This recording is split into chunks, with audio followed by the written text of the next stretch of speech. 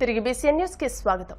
ప్రజల నమ్మకాన్ని నిలుపుకుంటూ కమలాపురం నియోజకవర్గ అభివృద్ధి తమ లక్ష్యమని ఎమ్మెల్యే పుత్తా చైతన్యరెడ్డి తెలియజేశారు.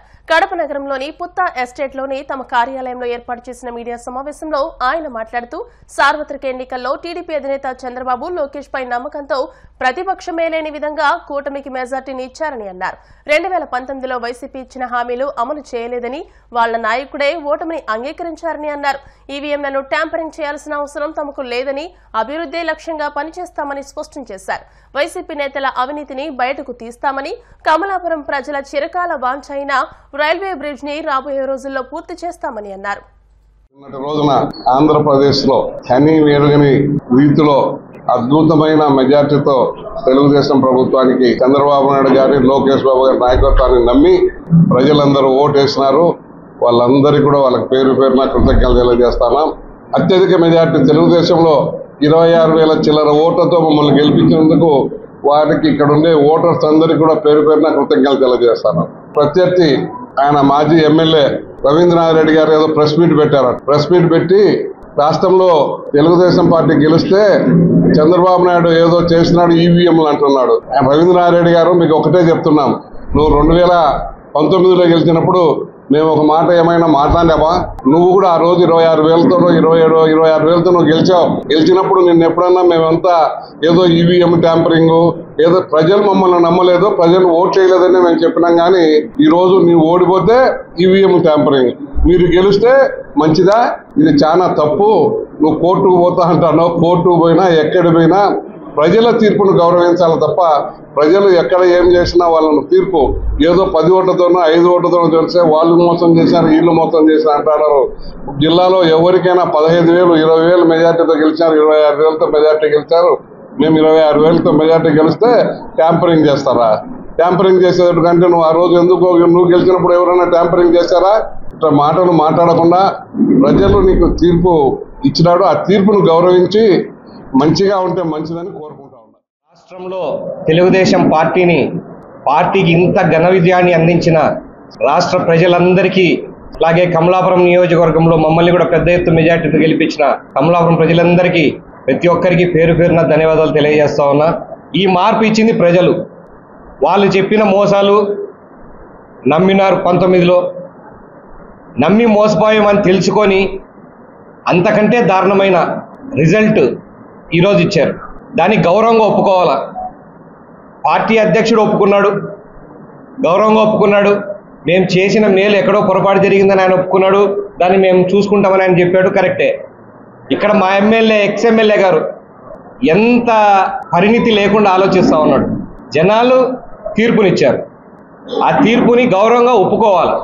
మేము చేసిన పొరపాట్లు ఉన్నా కూడా పోయినాయి కాబట్టి మళ్ళీ మేము సేవ చేస్తామని చెప్పి, అలాంటిది కాకుండా ఈవీఎంలు ట్యాంపరింగ్. పోయినసారి మీరు ఈవీఎంలు ట్యాంపరింగ్ చేసే గెలిచినారా? అలా చేసి ఉంటేనే ఆయనకి ఆలోచన వస్తుంది. లాస్ట్ టైం ఆయన చేసినట్టున్నాడు, అందుకనే ఈసారి మా మీద నిబంధిస్తాడు. మాకు అవసరం లేదు. ఒకవేళ లాస్ట్ టైం కూడా మీకు అలా వచ్చిన మెజారిటీ వచ్చింది కాబట్టే ఈసారి జనాలు ఇంకొంచెంగా కసితో మిమ్మల్ని ఓడించడానికి ఇలా చేశారని అనుకుంటా ఉన్నాం. ఒకటి గుర్తించుకోండి రవీంద్రనాథ్ రెడ్డి గారు, మేము ఇన్ని రోజులు నాన్నగారు సేవ చేసినప్పుడు గెలుపుతో సంబంధం లేకుండా ప్రజలకు సేవ చేస్తూ వచ్చినారు. ఆ నమ్మకాన్ని చూసి మాకు ఓట్లేశారు. పార్టీ మీద నమ్మకంతో ఓట్లేశారు.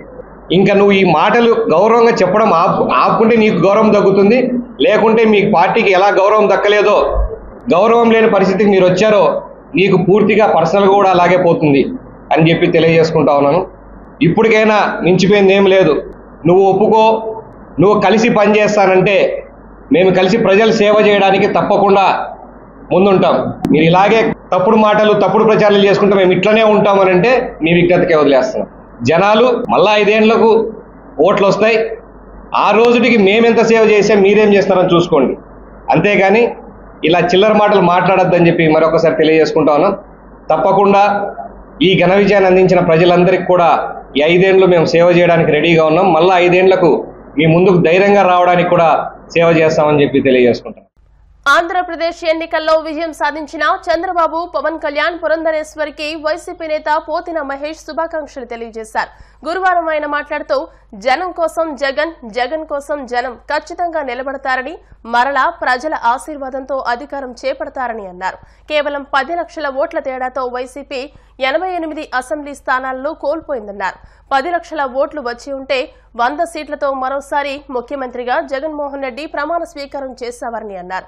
వైసీపీ 5,000 ఓట్ల తేడాతో 19 సీట్లు, 10,000 ఓట్ల తేడాతో 28 సీట్లు, 15,000 ఓట్ల తేడాతో 41 సీట్లను అంటే 10 లక్షల ఓట్ల తేడాతో 88 స్థానాలను కోల్పోయారని అన్నారు. ఈ 88 స్థానాలకు వచ్చిన 11 స్థానాలు కలుపుకుంటే 99 నుండి 100 స్థానాలతో వైసీపీ మరోసారి అధికారంలోకి వచ్చేదన్నారు. వైఎస్ జగన్ పై కూటమి చేస్తున్న విష ప్రచారంలో వాస్తవం లేదన్నారు.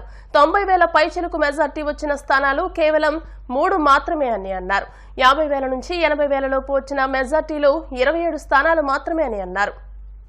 గత 2 రోజుల నుంచి చూస్తా ఉన్నాం. జగన్మోహన్ రెడ్డి గారిని ప్రజలు ఆదరించలేదు. అందుకనే ఆయనకి ఓటమి వచ్చింది. కేవలం 11 స్థానాలకే పరిమితం అయ్యారు. భారీ మెజార్టీలు కూటమి అభ్యర్థులకి వచ్చాయని చాలామంది మళ్ళీ విష ప్రచారం, చెడు ప్రచారం చేస్తున్నారు. ఇందులో వాస్తవం లేదు. జగన్మోహన్ రెడ్డి గారు ప్రజల కోసం ప్రవేశపెట్టినటువంటి సంక్షేమ పథకాల్లో చాలా వరకు ప్రజలు సంతృప్తి చెందారు. జగన్మోహన్ రెడ్డి గారి వెనక ప్రయాణం చేస్తూ ఉన్నారు. జగన్మోహన్ రెడ్డి గారిని ఆదరించారని నేనైతే వ్యక్తిగతంగా భావిస్తా ఉన్నా. ఈ రోజున మనందరికీ తెలుసు, తెలుగుదేశం పార్టీకి వచ్చినటువంటి ఓట్ల శాతం 45.6, వైఎస్ఆర్సీపీ పార్టీకి వచ్చిన ఓట్ల శాతం 40% ఓట్లు వచ్చినాయి. ఈ రాష్ట్రంలో ఈ 2 ప్రధాన పార్టీలకి మధ్య ఉన్న వ్యత్యాసం కేవలం 5.5%. కానీ చాలామంది జగన్మోహన్ రెడ్డి గారికి ఏదో ప్రజల నుంచి ఆదరణ లభించలేదని మాట్లాడుతున్నారు. ఇది కరెక్ట్ కాదు. వైఎస్ఆర్సీపీ పార్టీ ఎలక్షనీరింగ్ చెయ్యకపోవడం వలన, నాయకుల మధ్య సమన్వయం లేకపోవడం వలన కేవలం 5,000 నుంచి 12-13,000 ఓట్ల వ్యత్యాసంతో 88 స్థానాల్ని కోల్పోయింది. 5,000 నుంచి 12-13,000 ఓట్లు గనక 88 నియోజకవర్గాల్లో సాధించుంటే ఖచ్చితంగా 88కి 11 కలుపుకొని 99 అంటే 100 నియోజకవర్గాలు గెలుచుకొని జగన్మోహన్ రెడ్డి గారు మళ్ళీ ముఖ్యమంత్రి అయ్యేవాళ్ళు. 4-5 వేల ఓట్ల నుంచి 13-14,000కి మరొక 3-4 వేల ఓట్లు కనుక కలుపుకుంటే 18,000 ఓట్లు కనుక సాధించుంటే మరొక 31 స్థానాలు పెరిగాయి. అంటే 119 స్థానాల్లో వైఎస్ఆర్సీపీ పార్టీ గెలిచేది. ఇప్పుడున్న 11 స్థానాలు కూడా జత కలిస్తే 130 స్థానాలు అయ్యాయి. అంటే వైఎస్ఆర్సీపీ పార్టీకి మరొక 10 లక్షల ఓట్లు పడుంటే జగన్మోహన్ రెడ్డి గారు రెండోసారి ముఖ్యమంత్రి అయ్యేవారు. కేవలం కూటమికి వైసీపీ పార్టీకి మధ్య వ్యత్యాసం, ప్రభుత్వ ఏర్పాటుకి వ్యత్యాసం కేవలం 10 లక్షల ఓట్లు మాత్రమే. కానీ దీన్ని భూతద్దంలో చూపించి విష ప్రచారం చేయాలని చూస్తూ ఉన్నారు. ఈ కుట్రలు ఎక్కువ రోజులు కొనసాగవని కూడా తెలియజేస్తా ఉన్నా. ఇక్కడ నాయకులు ఈరోజు బయటకు వచ్చి జగన్మోహన్ రెడ్డి గారినో లేకపోతే కొంతమందిని బాధ్యులను చేసి బయటకు వచ్చి మాట్లాడుతూ ఉన్నారు. ఇది సందర్భం కాదు. ఓటమి చెంది నిరాశలో ఉన్నటువంటి కేడర్కి, మరొక మారు ముఖ్యమంత్రి అవుతారని ఆశించినటువంటి ప్రజలకి అండగా నిలవాల్సినటువంటి తరుణం. నాయకులు ఈ విషయాన్ని గ్రహించాలి. కార్యకర్తలకి, ప్రజలకి అండగా నిలవాలి. అద్భుతమైన ప్రచారం చేసి అన్ని వనరులు సమకూర్చిన తర్వాత కూడా ఓటమికి కారణం నాయకుల మధ్య సమన్వయం లేకపోవడం. రెండోది, ఖచ్చితంగా ఎలక్షనీరింగ్ చేయడంలో పార్టీ కొంత వెనకబడింది అనేటువంటి అంశం నాకైతే స్పష్టంగా కనబడుతుంది. ఇది నా వ్యక్తిగత అభిప్రాయం. ఎందుకు చెప్తున్నానంటే గత 2 రోజుల నుంచి 90,000 మెజార్టీలు వచ్చినాయి, సూపర్ మెజార్టీలు వచ్చినాయి, చరిత్రలో కనీవిని ఎరగని మెజార్టీలు వచ్చినాయి అంటున్నారు. 80,000 నుంచి 90,000 మెజార్టీ వచ్చింది ముగ్గురికే కదా. 50,000 నుంచి 80,000 లోపు మెజార్టీలు మొత్తం వచ్చింది 27-28 కదా. అంతే కదా వచ్చినాయి. మిగతా అన్ని చోట్ల కూడా జగన్మోహన్ రెడ్డి గారికి అద్భుతంగా ప్రజలు ఆదరించారు.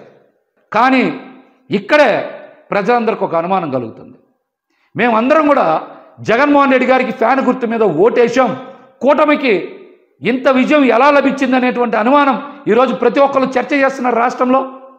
ఈవీఎంలు ట్యాంపర్ అయినాయా, లేకపోతే కౌంటింగ్లో ఏమైనా పొరపాట్లు జరిగినాయా?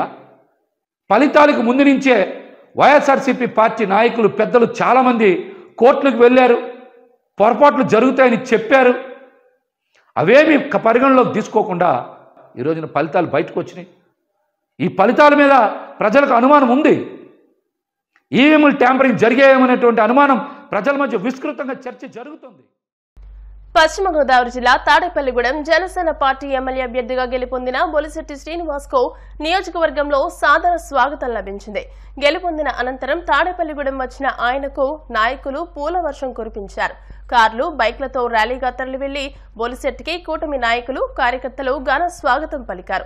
దారి పొడవునా అభిమానులు, కార్యకర్తలు, నాయకులు పెద్ద ఎత్తున రోడ్ల మీదకు వచ్చి స్వాగతం పలికారు. నిన్న జరిగినటువంటి కౌంటింగ్ లో అనూహ్యమైనటువంటి మెజార్టీ ప్రజలిచ్చారు. ప్రజలకి బొలిశెట్టి శ్రీను గారు గాని, మేము గాని, కార్యకర్తలు గాని, అలాగే టీడీపీ, జనసేన, బీజేపీ నాయకులు గాని, కార్యకర్తలు గాని అతి సీరుగా వెళ్లి ఎంతో కష్టపడ్డారు. వాళ్ళందరికీ నా ధన్యవాదాలు తెలియజేసుకుంటున్నాను. 1983లో వచ్చిన మెజార్టీ కంటే కూడా ఈరాంజనేయ గారికి వచ్చిన మెజార్టీ కంటే కూడా ఎక్కువ మెజార్టీ వస్తుందని మేము ఎలక్షన్ క్యాంపెయిన్ లో చెప్పడం జరిగింది. ఈ రోజు ఈ విజయానికి ఇంతటి మెజార్టీకి ముఖ్య కారకులు పవన్ కళ్యాణ్ గారు. ఆయన చేసిన త్యాగమే ఇవాళ తాడేపల్లిగూడెంలో ఎంత మెజార్టీ రావడానికి కారణం. ఇంతటి మెజార్టీ ఇచ్చినటువంటి ప్రజానికానికి, ఓటర్స్ కి నా ధన్యవాదాలు, కృతజ్ఞతాపూర్వకమైనటువంటి ధన్యవాదాలు తెలియజేసుకుంటూ, బాధ్యతాయుతంగా ఎంతో బాధ్యతగా ప్రజలు ఇచ్చారు కాబట్టి అందరూ కూడా మామూలు సామాన్య కార్యకర్త దగ్గర నుంచి నాయకుల దగ్గర కలుసుకుని ఈ ప్రాంతం ఇటు రూరల్ మండలం కానీ, పెద్దపాలెం మండలం కానీ, టౌన్ కానీ లా అండ్ ఆర్డర్ కానీ ప్రశాంతమైన వాతావరణంలో తాడేపల్లిగూడెం నియోజకవర్గం ప్రజలు కానీ ప్రశాంతంగా ఉంటారని, అందరికీ ఏ రకమైన ఇబ్బందులు లేకుండా డెవలప్మెంట్, రోడ్లు, డ్రైన్లు, అలాగే ఏదైనా ఇండస్ట్రీలుగా కూడా ప్రయత్నం చేస్తానని శ్రీనివాస్ గారు చెప్పారు. ఏపీలో రాజకీయ దాడులు ఆగడం లేదు. ఎన్నికల ఫలితాల అనంతరం టీడీపీ, వైసీపీ నేతలు ఒకరిపై ఒకరు దాడులు చేసుకుంటున్నారు. ఈ క్రమంలో నూజివీడులో తెలుగు తమ్ముళ్లు రెచ్చిపోయారు. నూజివీడు పెద్దగాంధీ బొమ్మ సెంటర్ వద్ద నడి రోడ్డుపై టీడీపీ నేత కత్తులతో హల్చల్ చేశాడు. ఓ వ్యక్తిపై అందరూ చూస్తుండగానే కత్తితో దాడికి దిగాడు. ప్రస్తుతం ఈ వీడియోను వైసీపీ ట్విట్టర్ ఖాతాలో పోస్ట్ చేసింది. ప్రస్తుతం ఇది సోషల్ మీడియాలో వైరల్ గా మారింది. మరోవైపు మాచర్లలో టీడీపీ నేతలు, కార్యకర్తలు రెచ్చిపోయారు. వైసీపీ పార్టీ స్టిక్కర్ ఉన్న కారును ధ్వంసం చేశారు. దీనికి సంబంధించిన వీడియో కూడా సోషల్ మీడియాలో వైరల్ గా మారింది. వార్తలు ముగించే ముందు ముఖ్యాంశాలు మరోసారి. జైలు నుండి విడుదలైన మాచర్ల, గురజాల తెలుగుదేశం పార్టీ కార్యకర్తలు అల్లర్లతో సంబంధం లేకపోయినా పోలీసులు అరెస్టు చేశారంటూ ఆరోపణ.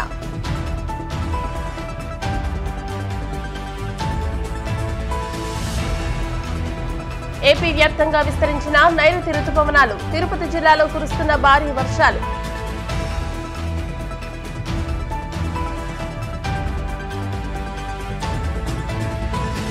పది లక్షల ఓట్ల తేడాతో వైసీపీ 88 అసెంబ్లీ స్థానాలను కోల్పోయిందన్న పోతిన మహేష్. జగన్ పై కూటమి చేస్తున్న విష ప్రచారంలో వాస్తవం లేదని స్పష్టం.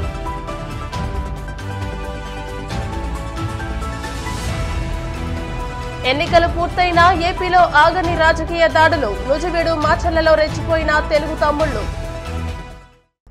ఈ వార్తలు ఇంతటితో సమాప్తం. మరిన్ని వార్తా విశేషాలతో నెక్స్ట్ బులెటిన్ లో మళ్ళీ కలుసుకుందాం. అంతవరకు సెలవు, నమస్కారం. చూస్తూనే ఉండండి BCN న్యూస్.